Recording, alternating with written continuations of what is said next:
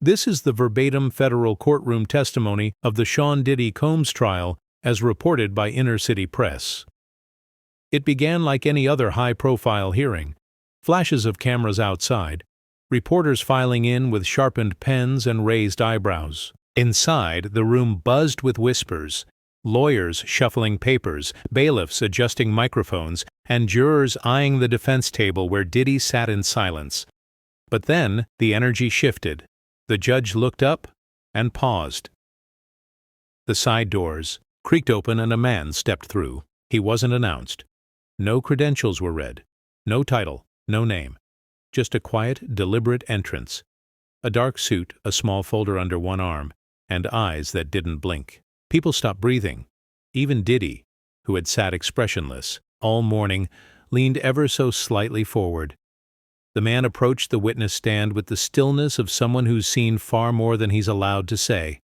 As he raised his right hand to be sworn in, the room fell into complete silence. Like the air had thickened, then he spoke. "My name is redacted. Former Department of Justice.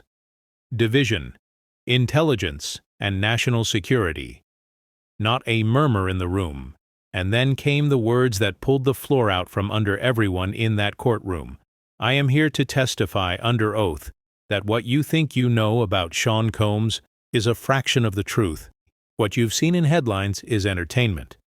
What I'm about to reveal is the structure that kept him untouchable. And it goes beyond the music industry. It touches politics, intelligence, religion, even the presidency." The room was no longer listening. It was holding its breath. "I worked in federal criminal investigations," the witness said, voice steady. "But this was different." He adjusted his folder on the stand, hands calm, tone clinical.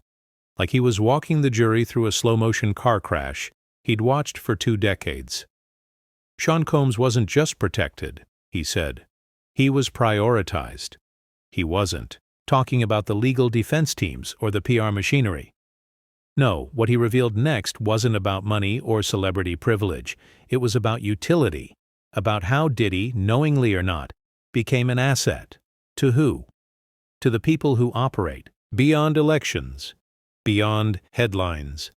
And for the first time in the courtroom, the term was spoken aloud. 3-layered protection. Layer 1, shell corporations, obscured financial trails through Luxembourg, the Cayman Islands, Belize. Business fronts disguised as production companies, marketing firms, and artist funds. Every wire, every invoice, structured to disappear under international banking laws. Layer 2, surveillance immunity, the kind no defense attorney could ever negotiate. This wasn't the absence of investigation, it was interference. Warrants requested and then suddenly pulled. Surveillance, operations greenlit then scrubbed. Names redacted from internal memos without explanation. And Layer 3, political insulation, the kind that comes with backdoor meetings and handshake agreements. Protection built not in courtrooms, but in corner offices of power. The witness looked at the jury. "We didn't just lose evidence," he said. "We lost entire cases, and no one knew why." But he knew. He recounted an incident in 2004, a joint federal task force operation that traced over $18 million in suspicious music industry transfers linked to narcotics laundering. Just days before agents were to move in, the lead investigator was reassigned. The subpoenas vanished. The files archived under sealed directive, and when he pushed back, he got one line. "This case is no longer a priority." He paused. "It always is, until it involves the wrong names." The courtroom was motionless, not out of disbelief, but because everyone in that room had just realized this wasn't just about Diddy anymore. It never was. The witness reached into his folder and pulled out a thick, marked-up timeline. "This," he said, "is the story of what happened between 1999 and 2014. A 15-year span of investigations, each beginning with promise and each ending in silence. Every time federal agents closed in on Sean Combs's enterprise, the trail suddenly went cold. In 2001, an international sting operation targeted money laundering through Bad Boy Europe, an affiliate deeply tied to Diddy's financial network. Evidence was solid: forged invoices, shell corporations in Luxembourg and Belize.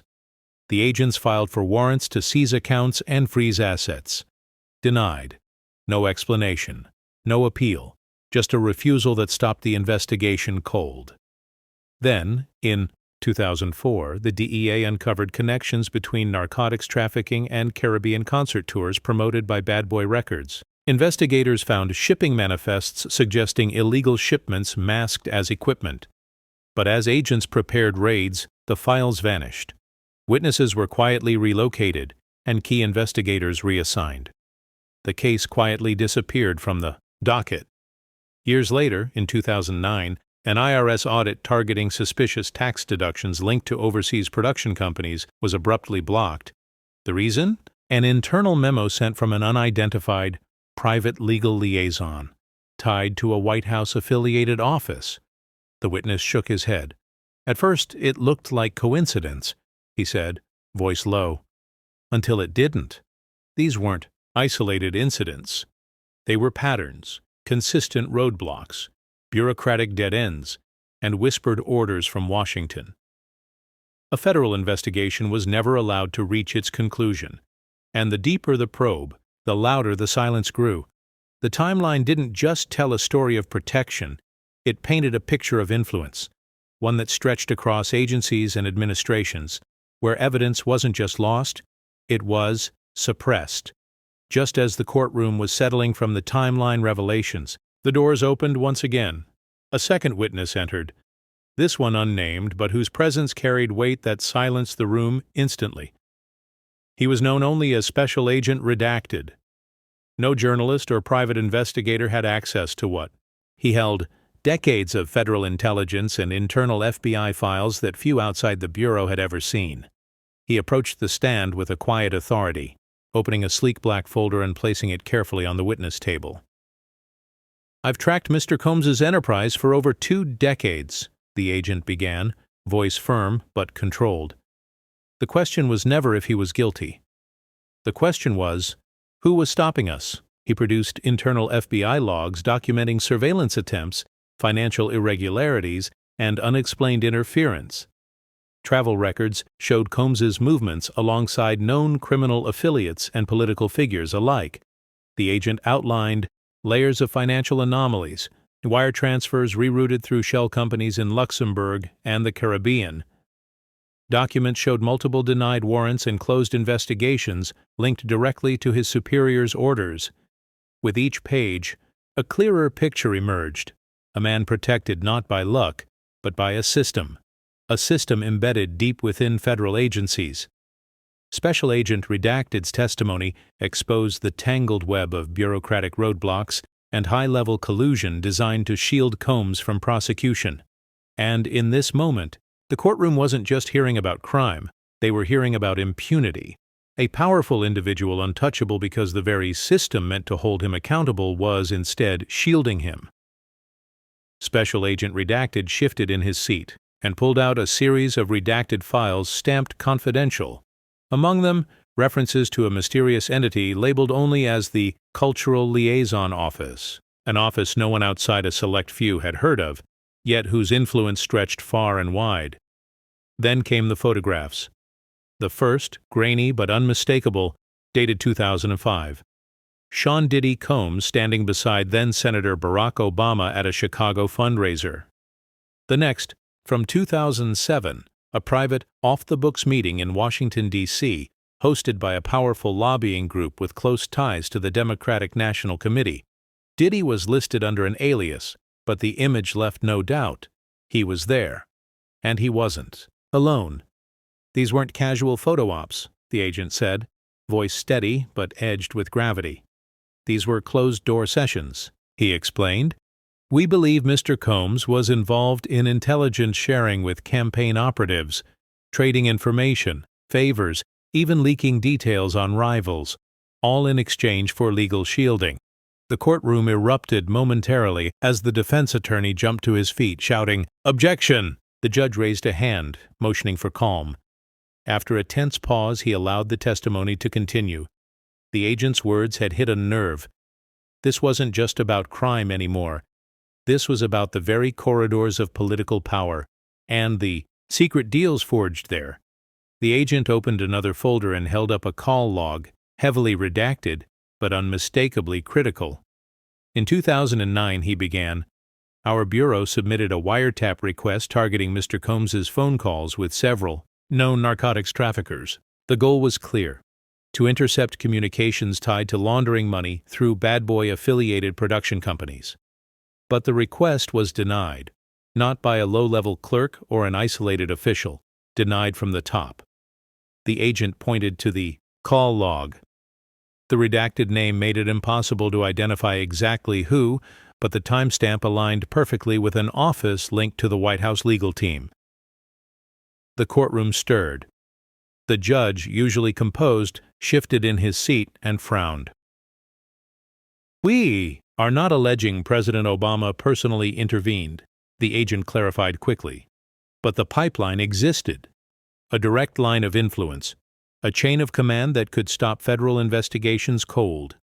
That day, the justice system's gears ground to a halt for one man, and the wiretap that might have exposed decades of criminal activity never happened." The courtroom held its breath as Special Agent Redacted reached for his final piece of evidence, a high-resolution photograph taken in 2014. Unlike the grainy images before, this one was crystal clear. It showed a private gathering at an estate on Martha's Vineyard, owned by a mysterious tech billionaire known for his deep ties to both the entertainment world and defense contracting. In the dimly lit photo stood three men, not posing for cameras or flashing smiles: Sean Diddy Combs, former President Barack Obama, and Reverend Al Sharpton, side by side, locked in conversation. But they weren't alone. Also captured were figures with backgrounds in intelligence, former CIA assets, and arms dealers under international sanctions. The agent's voice dropped low. "They called it a charity dinner," he said, but the guest list told another story: names linked to multiple sealed investigations, networks that spanned continents. The entertainment industry's golden veneer masking a darker web of influence and control. This was more than just friendship or politics. It was a calculated alliance, shield-crafted through decades of carefully engineered protection. The witness leaned forward, voice steady and resolute. "This wasn't luck," he said. "This was engineering. Protection by design." As the jury absorbed the weight of the revelation, the courtroom felt the chill of a system built not just to protect one man, but to preserve power itself. The courtroom was stunned. Reporters scribbled furiously, their pens struggling to keep pace with the revelations. Headlines began to flash across news wires worldwide. "This isn't about Sean Diddy Combs anymore," one anchor said. "This is about the system, a network built to protect the powerful at any cost." The jury, visibly shaken, exchanged glances as the weight of the testimony settled over them. Outside the courtroom, the story leaked instantly. It divided the nation. Some hailed the trial as the moment justice might finally confront the untouchable. Others saw it as a dangerous unraveling of the political order. Social media exploded with heated debates. Questions swirled. How deep did the ties go? How many others were protected by this invisible shield? One thing was clear: when power protects power, justice becomes a myth. And now, that myth is cracking.